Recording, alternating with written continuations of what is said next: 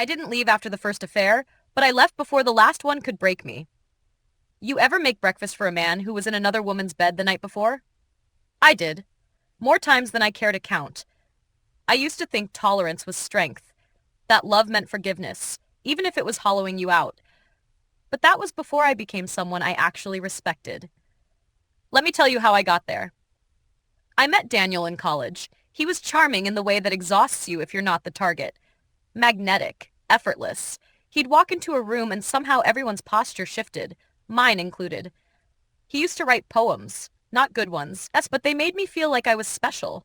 Like being adored by someone as electric as him meant I was electric too. We married a year after graduation. Small ceremony. My mom cried the whole time. Happy tears, I thought. Now I wonder if she knew what I didn't yet. The first affair happened 5 years in. He was working late. A lot. Then one night, his phone buzzed while he was in the shower. I didn't mean to check it. I wasn't that kind of wife. But it lit up again. And again. I read enough of the messages to feel my stomach drop through the floor. When I confronted him, he didn't deny it. Said it didn't mean anything. That she was a fling.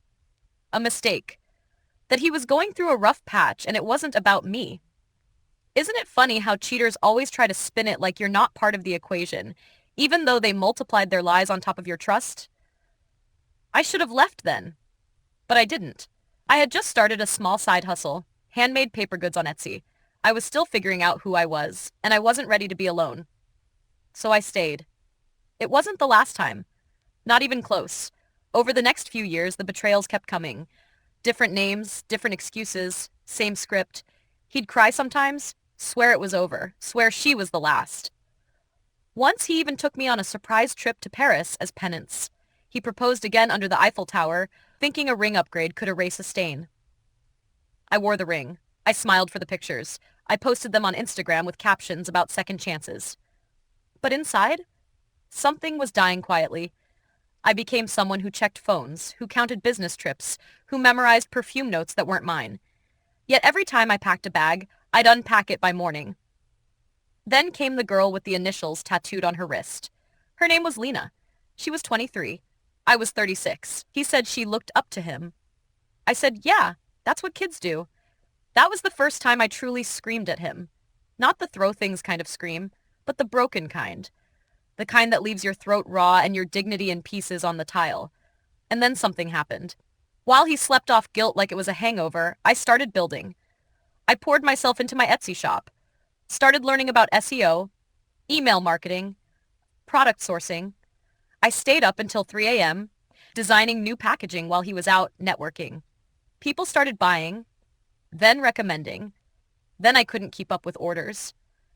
I registered a proper business, rented a tiny co-working space in the city, hired part-time help, started posting content, behind-the-scenes reels, productivity tips, honest little captions about women building something in silence. Turns out, people relate to women who stop waiting. He didn't even notice at first, thought I was just keeping busy. Then one day he asked why I wasn't home to make dinner. I said I had a launch deadline. He laughed. Is that what we're calling craft fairs now? That was the day I knew I was leaving. Not because he'd cheated again, I already expected that, but because he no longer saw me. Not even enough to insult me correctly. The final affair, the one I actually caught while it happened, was with someone we both knew. A neighbor, married, 2 kids. He thought I was at a trade show in Milan. I was supposed to be. But my flight got canceled. I came home early, suitcase still in hand. Their laughter hit me in the hallway. That damn laughter again. I didn't walk in. I didn't need to. I stood there long enough to hear my own heart stop trying to justify staying. Then I left. I didn't scream, didn't cry. I booked a one-way ticket to Faro, Portugal, packed up my life while he was still in whatever bed he thought was worth more than our marriage. The Algarve coast is warmer than you can imagine. Not just the air. The people. The pace. The way they pour coffee like time isn't running out. I rented a whitewashed cottage with ocean views and wisteria hanging off the porch. Bought a used espresso machine and a hammock. Set up my business to run from here. Hired a virtual assistant. Started mentoring other women. Started living. I go for walks on the beach barefoot now. Not metaphorically. Actually, barefoot. Barefoot. I wake up when the sun climbs over the ocean, not when a man stumbles in from someone else's bed. I light candles for no reason. I write again. Not for a grade, not for a man. For me. He called once. Maybe 6 months after I left. Said he was sorry. That he realized too late. I told him he didn't lose me because of the other women. He lost me the moment he decided I'd never leave. Now? I eat dinner with wine. Not worry. I talk to strangers in broken Portuguese and they smile like I'm not broken at all. I don't wake up anxious. I don't check phones. I don't wonder if I'm enough. I know I am. You ever lie awake beside someone and feel lonelier than if the bed were empty? Yeah, that was me. But not anymore. Now the only thing I lie awake for is the sound of waves and the peace of knowing I saved myself.